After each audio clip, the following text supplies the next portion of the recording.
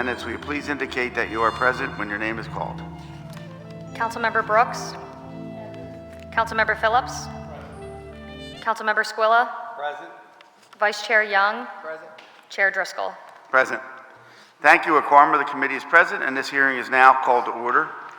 This is a public hearing of the Committee on Transportation and Public Utilities regarding Bill Number 240429 and Bill Number 240433. Ms. McDonald, will you please read the title of the bills? Bill number 240429, authorizing the Procurement Commissioner and the Chief Executive Officer of the Department of Aviation on behalf of the City of Philadelphia to enter into an amendment to a concession agreement for the development, operation, and maintenance of an airport advertising program at Philadelphia International Airport, all under certain terms and conditions. Bill number 240433, authorizing the Procurement Commissioner on behalf of the city to enter into a lease and concession agreement with Aero Center Northeast Philadelphia, LLC, in connection with certain property at Northeast Philadelphia Airport to facilitate the development and operation of a new fixed-based operator, all under certain terms and conditions.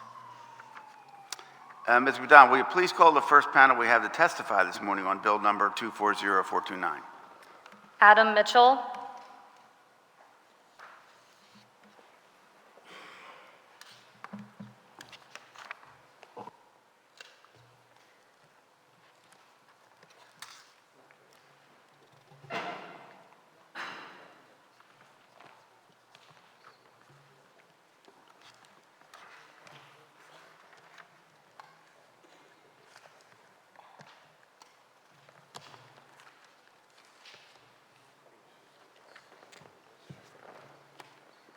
Good afternoon. Could you please state your name for the record and proceed with your testimony? Good afternoon. My name is Adam Mitchell, Vice President of Properties and Business Development of the Department of Aviation.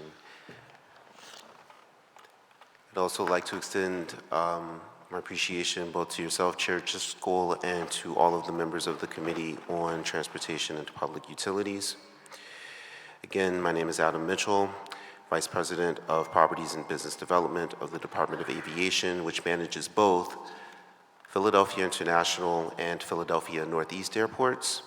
I'm here today to testify in support of Bill Number 240429, which would authorize the Procurement Commissioner and the Chief Executive Officer of the Department of Aviation on behalf of the City of Philadelphia to enter into an amendment to a concession agreement for the development, operation, and maintenance of an airport advertising program at Philadelphia International Airport, all under certain terms and conditions. In 2018, Clear Channel Airports, formerly known as Interspace Services Incorporated, was the selected respondent of an RFP process leading to a 7-year concession agreement to develop and manage the airport's advertising program. The concession agreement is currently effective from May 1st, 2019 through April 30th, 2026. This amendment to the concession agreement with Clear Channel provides for an additional renewal period of 3 years with modifications to the financial arrangement between the parties pursuant to which Clear Channel will continue to develop, operate, and maintain an airport advertising program. The basis for the term extension request is threefold. First, based on current performance, the additional term is anticipated to allow Clear Channel more time to achieve financial projections in its initial proposal to the city, which are drastically impacted by the decrease in passenger enplanements during the COVID-19 pandemic, while also allowing the city to avoid interruptions to the advertising program. An extension will defer the necessity of implementing an RFP process to identify a successor concessionaire, negotiate a concession agreement, and implement a complex program transition of existing digital and static assets in time to serve passengers arriving for our summer 2026 signature events, such as the FIFA World Cup and U.S. Semi-Quincentennial. Second, the proposed amendment will require Clear Channel to complete a capital program totaling $2 million prior to 2026 in order to elevate the digital wayfinding and advertising experience for our passengers. Under this approach, Clear Channel will deploy capital funds that were deferred during the pandemic and add $1,492,396 in new capital investment above the 2019 contract requirements. Per the airport and Clear Channel's mutual agreement, capital will be deployed to fund 2 upgrade projects. The first project, scheduled for completion in Q2 of FY25, entails Clear Channel funding certain digital wayfinding kiosks near the Terminal DE checkpoint that will complement the new Chase Sapphire Lounge entrance. This project allows the airport to redevelop that entry point as an elevated grand entrance area in a location that has seen strong growth due to the low and ultra-low cost carrier segment based in Terminal E, all while limiting development costs to the city. The second project, scheduled for completion in Q2 of FY26, entails upgrades to Clear Channel's existing digital columns at the BC Food Court, which are the highlight of the advertising program, located in a legacy high-traffic area that is also an essential touchpoint for food, beverage, and retail sales. Finally, as a condition for the term extension, the airport has required that Clear Channel develop a strategic advertising plan to enhance the airport's appeal to passengers attending the city's 2026 signature events, which is due later this year. That plan will contemplate recommendations for more experiential programs, digital advertising offerings, and sponsorships. Importantly, it must also include commercially reasonable recommendations to implement advertising campaigns benefiting small local startups, nonprofit, and community-based organizations at an affordable cost.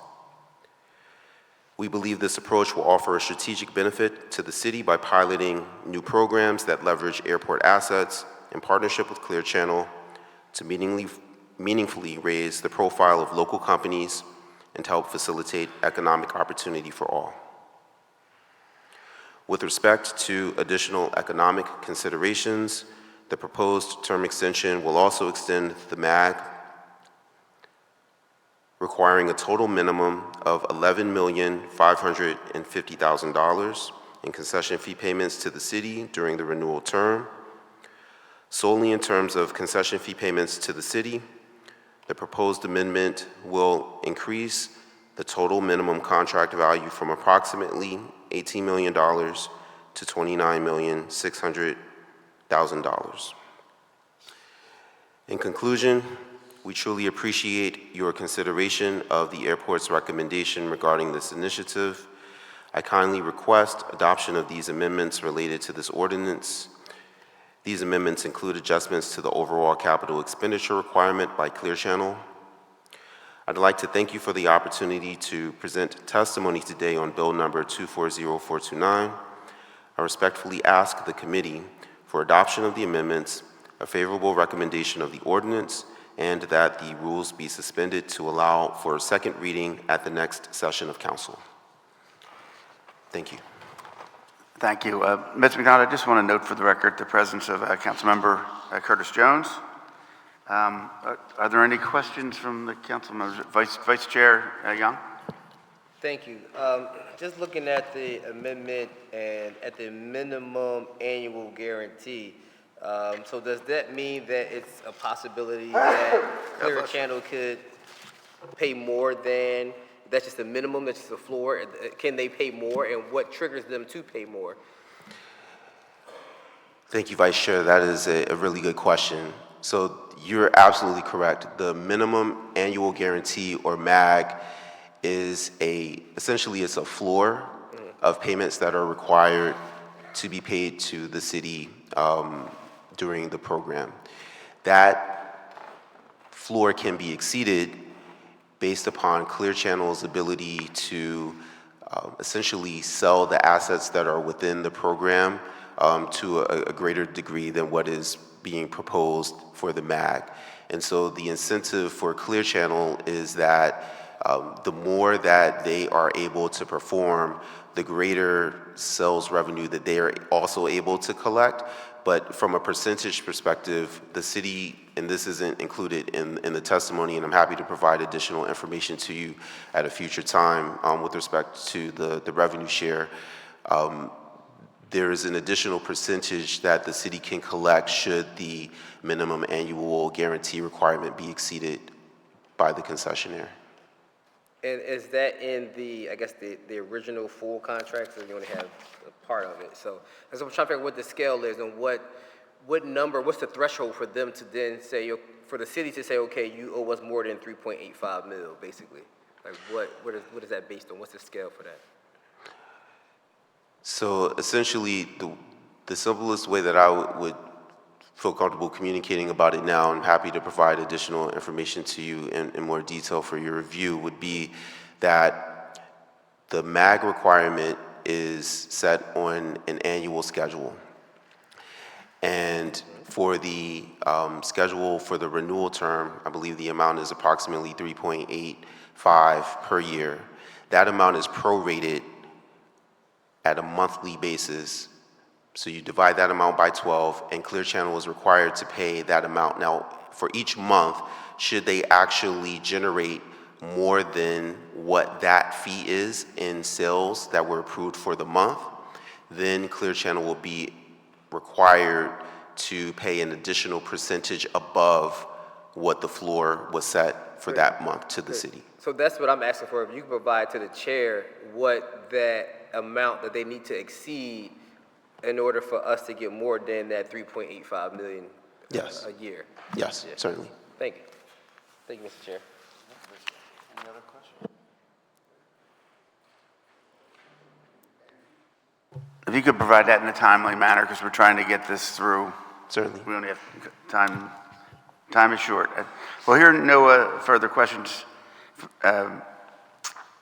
from the members, and there's no other panels to testify.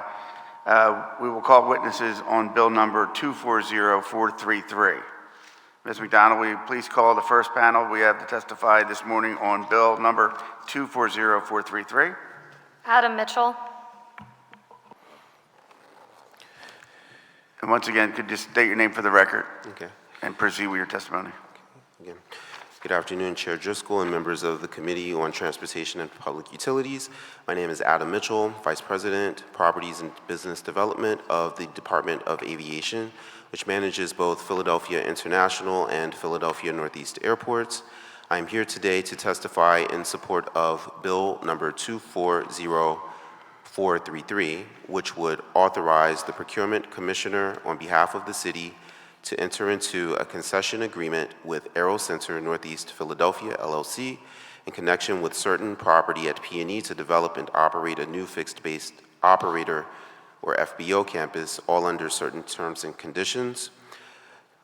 To provide some context around the crucial role this project will have at P&E, a fixed-base operator, or FBO, is a company authorized by an airport to provide a range of aeronautical services, such as aircraft fueling, hangar storage, tie-down and parking, maintenance, de-icing, flight planning, and similar services benefiting the general aviation and corporate travel industry.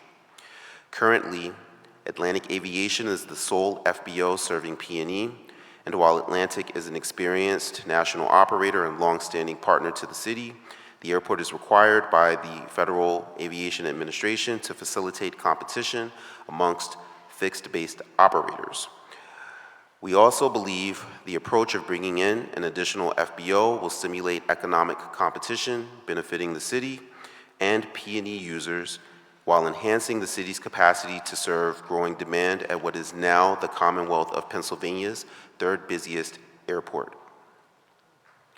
During the early stages of the COVID-19 pandemic, the city issued an RFP that was retracted due to a low level of responses, which was attributable to the uncertain business environment. A new RFP was reissued in 2022, and we are pleased to recommend SAR Trilogy Management, LLC, operating under the trade name Aero Center Northeast Philadelphia, as the selected respondent. SAR Trilogy Management brings substantial industry experience developing and managing a national portfolio of FBO sites, including DeKalb Peachtree Airport in Georgia, Spokane International Airport in Washington, Wilmington International Airport in North Carolina, and the Lakeland Linder and Tallahassee International Airports in Florida.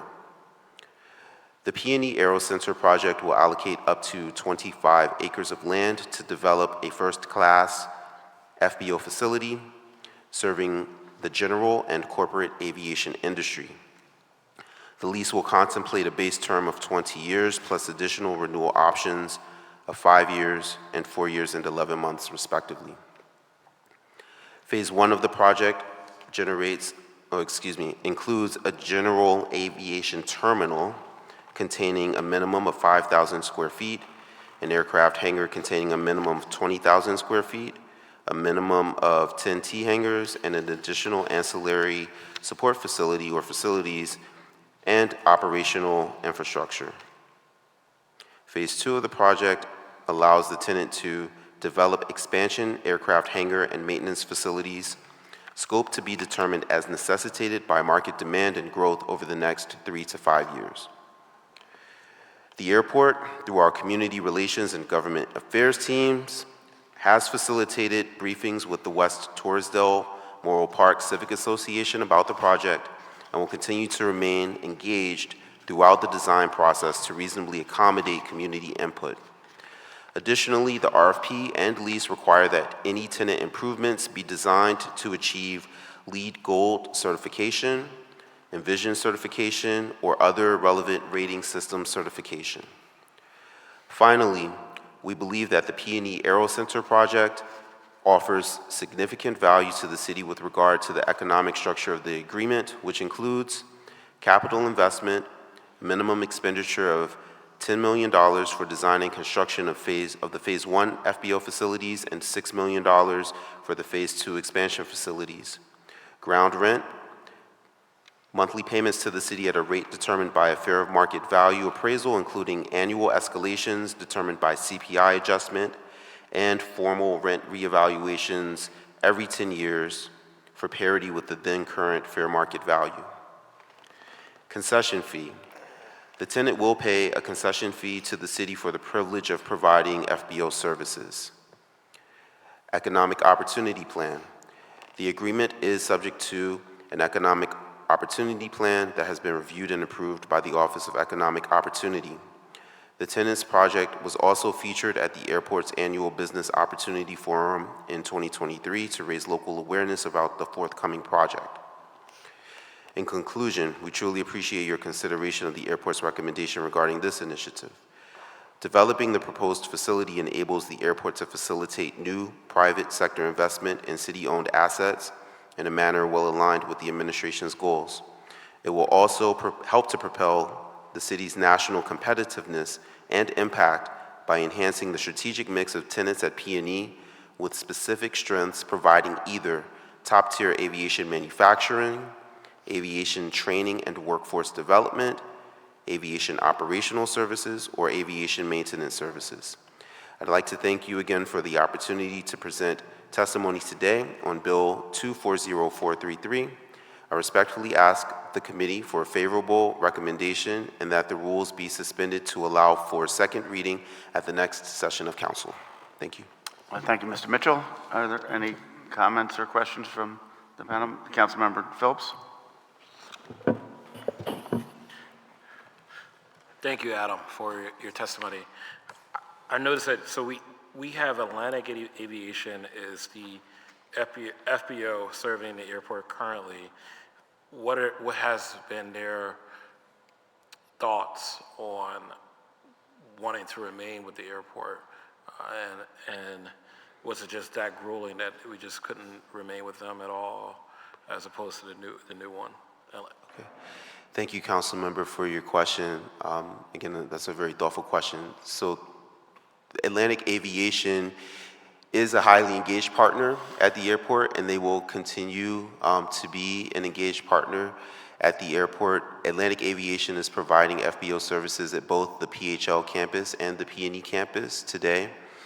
And to my knowledge, Atlantic Aviation is committed to continuing throughout their term and interested to propose in future RFPs for FBO development.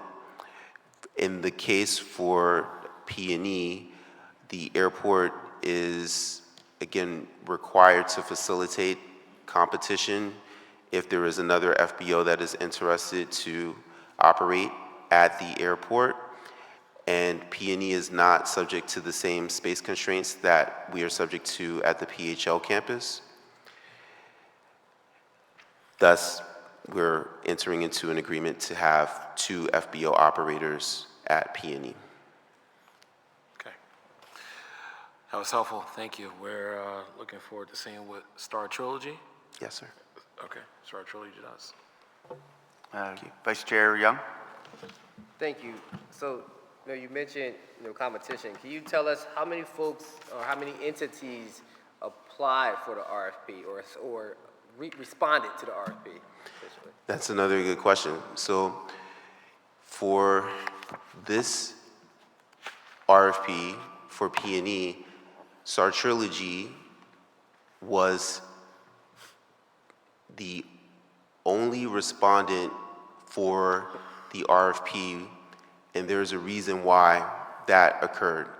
This RFP included 3 schedules.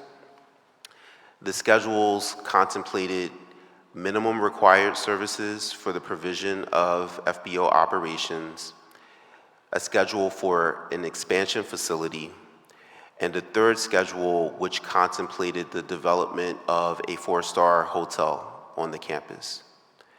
A part of the reason for the recommendation to include the option to propose for a hotel is because of some of the inquiries that we have received from a subset of P&E campus tenants who offer national trainings and are unable to secure hotel accommodations in proximity to their facility for those trainings. During the RFP process, we received declinations from several potential proposers because of the inclusion of the hotel option that they did not believe they would be able to meet and that they believed would make their proposal less competitive. Star Trilogy ultimately became the sole respondent under the requirements for the FBO phase, and they did not propose for the hotel. So in the spirit of competition and realizing that you're not going to get, I guess, competitive bids, was it possible to just have 2 separate RFPs where the hotel proposal would be one and then you have the other 2 schedules in another one? The way that the RFP was structured, that wasn't an option for us to be able to pull. Well, what I'm saying is, could you have restructured the RFP, right, into 2 separate RFPs? Was that a possibility, or is that a possibility to create more competition, to get a better price for the city? Essentially, is what I'm asking for. So my response to that question is that I believe that it would be possible, or it would have been possible before the recommendation for the selected respondent to have essentially pulled the RFP, if that's what you're asking, and to reissue it. The way that the RFP was structured, however, is that, and why I think that it's still within the best interest of the city to proceed with what was proposed, is that the RFP language, the way it was structured, did explain that if entities were interested to propose, that the city had the option to look at the proposals under the separate schedules rather than require everyone to propose under all 3 schedules. That information was communicated to proposers that attended the public meeting regarding the RFP and that asked follow-up questions regarding their proposals and how they would be treated. I mean, I understand that process, right? But if I'm being told this is what we want, and I'm trying to bid on it, and I see that what I can provide doesn't meet that standard, I'm going back away too. I'm not going to waste my time, waste my money, my energy on trying to bid on something where I know the city has these specific criteria. For me, it just makes it look like that the RFP is designed for a certain responder. That's all. And that, for me, it looks like it creates less competition. Thank you, Mr. Chair. In that spirit, did you have an idea of what to expect pricing-wise? Was it in the range of what you were expecting? I'm concerned as the vice chair is, to make sure we get the best price possible. Yes. Again, when we let the RFP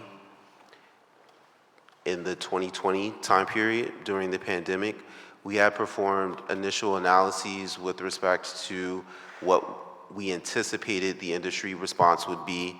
We did consult with RFP developers and operators in the industry with regard to what a baseline presumption would be in terms of concession fee structure and rent structure, and also capital investment. At that time, because of the financing environment and the uncertainty with respect to the public health situation and how that impacted the aviation industry, we received no proposals at that time. Because we are also subject to time constraints as demand utilization is increasing at P&E, we did want to go back to market as soon as possible. Our view of the approach that we took, and we believe that we gave a very fair and flexible approach by adding the additional schedule that potentially could have allowed other development partnerships to respond in a teaming approach to consider not just the FBO, but also the maintenance expansion facilities and the hotel. We did receive a high level of participation in the public meeting process, but the outcome wasn't what we anticipated with respect to the amount of actual proposals received. And I do know, and I can state, that the consideration of that additional schedule was a factor that was considered. I don't want to misread into how the interpretation of the language that we included in the RFP was interpreted by potential respondents, but I do believe that the document that was crafted had a very fair analysis of the potential business case. It was structured in a way that gave as much flexibility as possible. And the outcome, again, I believe, is also indicative of the current state of the market with respect to how entities are perceiving this specific type of development opportunity at P&E. Councilmember Curtis Jones. Thank you, Mr. Chairman. And thank you for this well-presented analysis. I just have a few questions. One, when you let this bid in 2020, you said? Yes, sir. It was either in late 2020 or early 2021. What was your anticipated implementation and construction schedule? How long from the award to the ribbon cutting did you anticipate it being?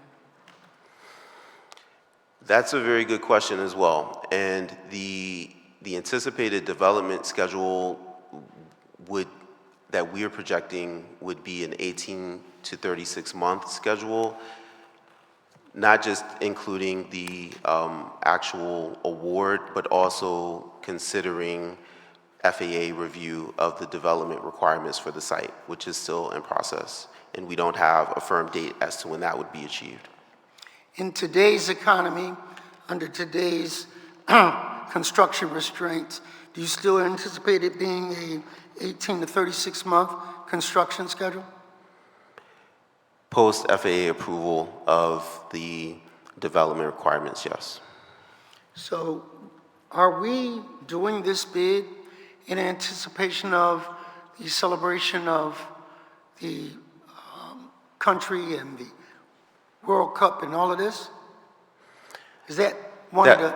That was a complementary consideration, and should we be able to beat the projection, which admittedly is conservative, it would be an added value. However, the need and the basis for this type of facility will extend beyond the 2026. It's a good civil infrastructure improvement for the city of Philadelphia.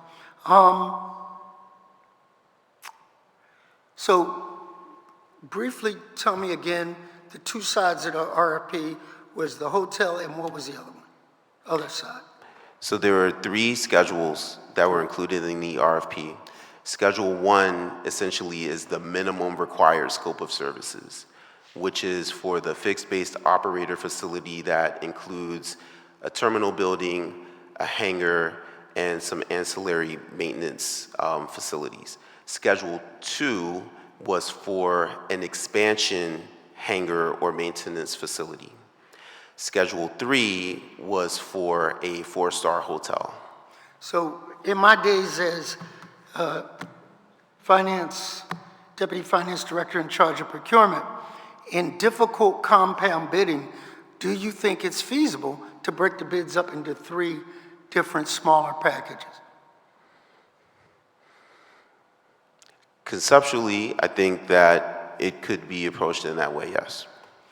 So, do you think, so that, you know, I'm willing to go with what the group says, but I think a consideration should be that if we need one of those hangars in time for the celebration, and you may say, well, we'll break it up and we can get that, and then there might be a hotel chain that's willing to put up the upfront capital to build that kind of infrastructure in light of the robust number of events this city is scheduled. And, you know, I just heard the word is that after World Cup, we're not done. We have a whole series of other world-class events. So my question becomes, can we do it that way? But the second part of that question is, if you put out an RFP, and I only do Philadelphia, then I'm gonna get this number of respondents. If I do a worldwide search from the Hilton to the, you know, different, the W, whoever, almost in an international scope, we might get a greater number of respondents. What was the marketing for this RFP? I apologize, Councilmember. Could you please repeat the question? What was the market for this? Sometimes I can be long-winded. I'm sorry. When you put the RFP out, who did you put it out to? How far-reaching was that request for proposals? Okay, thank you for your question. That is also a very thoughtful question. So this RFP was circulated, and the target audience for the RFP is the fixed-base operator community. It was circulated to the industry overall and presented to the major national developers in the aviation space that would contemplate this type of program. My only final comment would be that this is the kind of investment we don't get to do over again, not in our lifetime.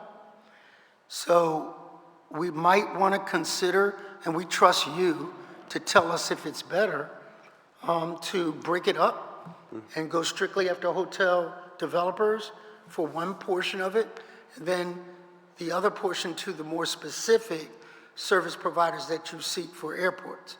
That might be a way to get a wider number of respondents and better quality responses. Thank you, Mr. Chairman.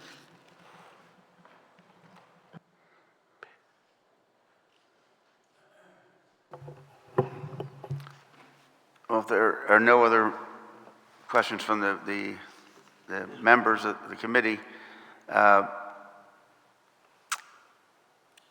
here in this panel, and there are no other panels to testify, we will now transition to our public comment session.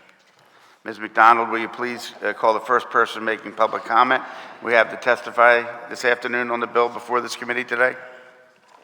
No one signed up for public comment.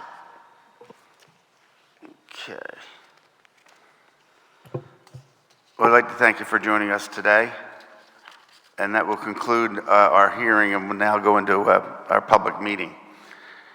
There being no further questions from members of the committee and no other witnesses to testify on Bill number 240429 or Bill number 240433, I will ask if there are anyone else present at this hearing whose name we failed to call and that wishes to offer testimony on the bills being considered today.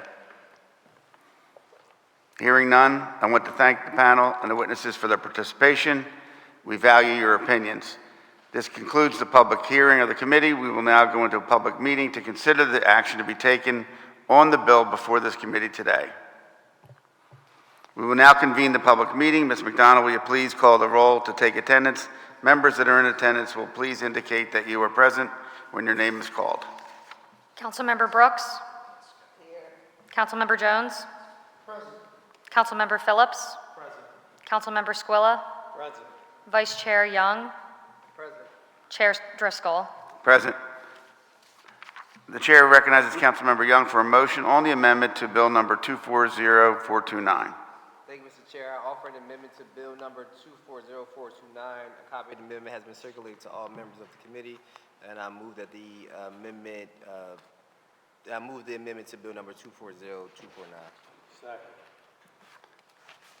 The chair notes for the record that Councilmember Squilla seconds the motion. It has been moved and properly seconded that the amendment to Bill number 240429 be approved. All those in favor of the motion will signify by saying aye. Aye. Those opposed, the ayes have it. The motion carries. The chair recognizes Councilmember Young for a motion on Bill number 240429 as amended. Thank you, Mr. Chair. I move that Bill number 240429 as amended be reported from this committee with a favorable recommendation, and further move that the rules of council be suspended to permit first reading of this bill at our next session of council.